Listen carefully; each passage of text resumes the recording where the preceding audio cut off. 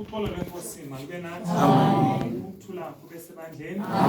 Nami ngime kule ndawo ngizongqinela umama osesuka kule ndawo. Uxolo lwenkosi malube nathi. Bethetha ngelizwi lesihlanu lika Yesu esemnqamlezweni. Uxolo lwenkosi malube nathi. Kuthiwa ke uYesu uvakala ngeli xesha esithi ndinxaniwe. Uxolo lwenkosi malube nathi.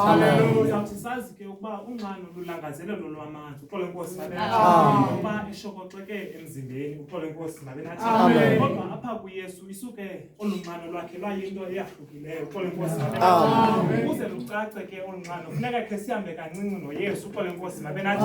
Nendlela azofika ngayo apha emnqamlezweni. Uxolo lwenkosi malube nathi. Kuthiwa ke uhleli nabafundi bakhe wadla isidlo senkosi. Uxolo lwenkosi malube nathi. Kodwa kanti kokugqibela ifumana into eselwayo. Uxolo lwenkosi malube nathi. Ngapho esithi uYesu ndinxaniwe. Uxolo lwenkosi malube nathi. Kuthiwa ke ahambe aye eGetsemane. Uxolo lwenkosi malube nathi. Afike apho athandaze. Uxolo lwenkosi malube nathi. Kodwa isimanga sento senzeke. Uxolo lwenkosi malube nathi. Impilo wakhe usuke ufane negazi. Uxolo lwenkosi malube nathi. Phuma amanzi ke ngoku emzimbeni kaYesu Kristu. Uxolo lwenkosi malube nathi.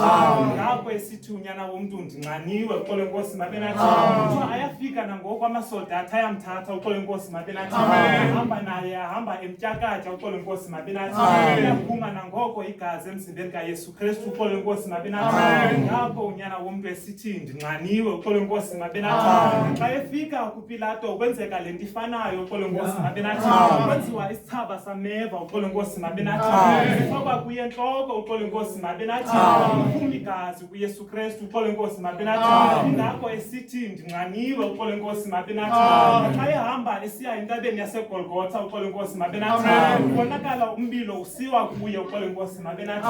Kuphuma amanzi emzimbeni kaYesu Kristu. Uxolo lwenkosi malube nathi. Le nto xa isemnqamlezweni esithi ndinxaniwe. Uxolo lwenkosi malube nathi.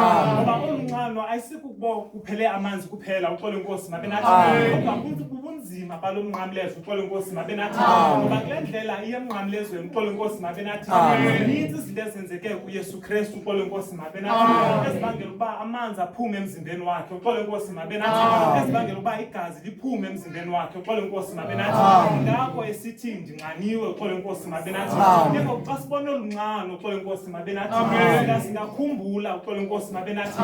Ngoba lo mnqamlezo uthwelweyo. Uxolo lwenkosi malube nathi. Ayikuyo kaYesu Kristu. Uxolo lwenkosi malube nathi. Kodwa umnqamlezo wam nawe. Uxolo lwenkosi malube nathi. Beke ngoku xa ithetha nendoda nesisityebi. Uxolo lwenkosi malube nathi. Ebuza ukuba ndingangena njani ebubukanini bukaThixo. Uxolo lwenkosi malube nathi. Uthi Yesu uyayazi imithetho. Uxolo lwenkosi malube nathi.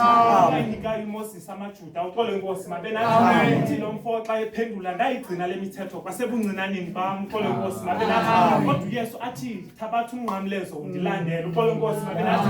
Ngoba nanso ingxaki phakathi kwethu nobomi bungaphakathi. Uxolo lwenkosi malube nathi. Umnqamlezo ekufuneka siwuthwele. Uxolo lwenkosi malube nathi. Kodwa uYesu uyawuthatha lo mnqamlezo. Uxolo lwenkosi malube nathi. Ngapho esithi ndinxaniwe. Uxolo lwenkosi malube nathi. Xa ebethandaza ucelile kuThixo uyise. Uxolo lwenkosi malube nathi. Ukuba le ndebe mayidlule kuye. Uxolo lwenkosi malube nathi. Ngoba wazi into ezayo. Uxolo lwenkosi malube nathi.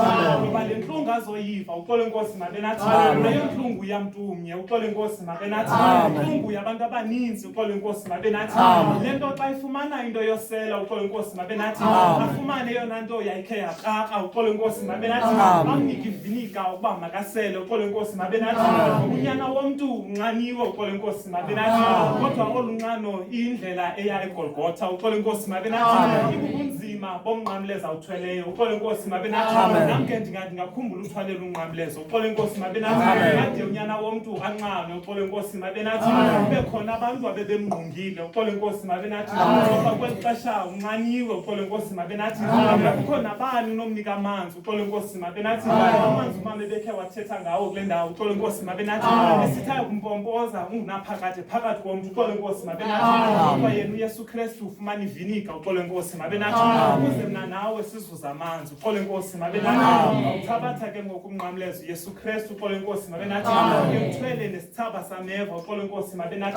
Sasuka esi sithaba sandikhumbuza umfanekiso kwincwadi yeGenesis. Uxolo lwenkosi malube nathi. Isahluko sama-22. Uxolo lwenkosi malube nathi. uAbraham uhamba noIsake. Uxolo lwenkosi malube nathi. Baya entabeni bayokwenza umbingelelo. Uxolo lwenkosi malube nathi.